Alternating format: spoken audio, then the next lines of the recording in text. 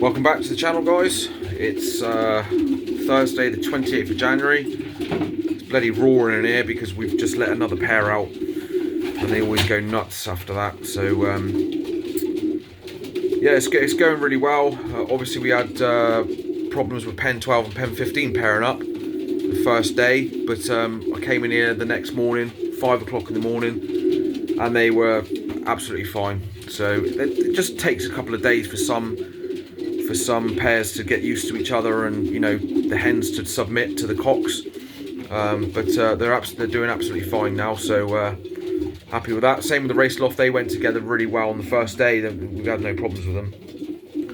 We might have an issue with that hen over there going into pen 15 because she was in there last year and the year before, so she's probably going to look to go into her old box. But we put her with a different cock this year. She's with a blue cock. That's a full Herman Kuster pair. So we'll see how their young ones do. We normally cross our young ones out, cross our stock birds out, but we'll see how they get on. So everything's going really well. Just going through the motions of letting everybody out again. Father's been down here grafting all day with the birds, cleaning them out, etc., letting them out, keeping their water and food topped up. Obviously, I couldn't do any of this without my father. I couldn't, because I just don't have the time. Obviously, father being 65, and I wouldn't even be interested in pigeons if it wasn't for my father. Him obviously racing years ago when I was a youngster, and before I was even born, he was racing. So I thank my father for this, because, like I said, I would not be into pigeons if it wasn't for my dad. It runs in my family. I've got a couple of uncles that still, well, one of my uncles still races. He won the national last year. He's more of a distance man, but won the national last year. One of my other uncles was one of the best racers in the combine a long time ago. Yeah, father is obviously, he got me into the sport, and I caught the bug from my father, and most of my knowledge is passed down from my dad. Unfortunately, my son's not into them, so you know, it stops with me. Not many youngsters are into the sport because obviously of gadgets nowadays with the PlayStations, the Xboxes, etc. They're just not into pigeons. So I'm one of the youngest members in the combine. I'm nearly 40. It's crazy really, because the sport's going to be on its ass, and it's a shame. It really is. It's the best sport in the world in my opinion. Love my football, love my fishing, but pigeons, I could not be without them. And I've got my dad to thank for that, because it's the best hobby in the world. It's expensive, it really is, and it can get on your tits sometimes. Frustrating as hell at times, but would not be without birds. Not be without them at all. Racing's first, obviously. We love showing. Showing's good. We done very well last year. We cleaned up at Royal Cornwall. We got best in show, best opposite sex. We got reserve champion as well. We also got a best young bird, best opposite sex young bird. We cleaned up, and in Scythians we got best opposite sex trophy. But predominantly we love our racing. It's, you know, it's class. We love it, and obviously, like I said, it does do our heads in sometimes, but we wouldn't be without them. So like I said, we're going through the motions of getting them all out. They will be allowed out all together from the second egg. As I said, we'll have to keep an eye on some pairs, like that hen there. She's going to want to go into box 15 when that's open, so we're going to have to keep a really close eye on that hen. But we'll start off small, so we'll go from like box 1, box 2, box 7, box 8, box 9, box 10, box 15, box 16, and we'll just let them out gradually until we're happy with them. That's the way to go. I think we've done it ever since we've obviously been back in the sport. Just let them out gradually until we're happy with them. We have had some problems with a couple of cocks last year, and we just barred them in until they behave themselves. They soon get the message. So what else was I going to mention? Can't think now. Lost my train of thought. So yeah, they're basically just on a general mix, fresh water, nothing too complicated, easy. We will be floating one of these eggs each up to the race loft. So our base family is the brass pennon beaver dams, and we didn't start off with them. We started off with the lean boars. We won the combine with the lean boars, and we won a few tickets. I mean, we topped the Fed with the lean boars, but they gradually they fell off. Basically, they weren't doing. They were better crossed out for sure. But we bought in. Basically, back in 2011, we was going to start racing again. Unfortunately, it didn't happen because I was with my ex-partner. That broke down. The relationship broke down. But I bought a brass penning cock, which is the old man, which you've seen in pen 6 before. His son is in there now.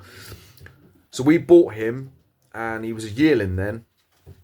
And obviously we had to pack up, so we packed up and we loaned him to my father's friends, the Jones brothers up in Redruth. They had him for about 6 years. He bred a couple of Fed winners for them, club winners. They were a bit reluctant to give him back actually when we asked for him back. But as soon as we paired him to that beaver dam hen, I could probably count from. There's probably about eight or nine firsts she's bred. She's bred about 8 or 9 firsts, and she's bred pigeons that have gone on to be producers, such as Pen 1, Pen 6 Boulders Brass, Pen 13. There's 2 other brass penning hens that have won for us we haven't even bred from, so who knows what they would do. But we are retaining children from her because she'll be 8 this year. So she's produced winners on the road, and she's just a gold mine of a hen for us. As I said in previous videos, when I've handled her on the camera, she would breed winners for anybody that knows what they're doing with pigeons. There's no doubt about that. We don't claim to be the best. We try our best, and we do our fair share of winning and stuff. But she is a phenomenal hen, an absolute cracking pigeon.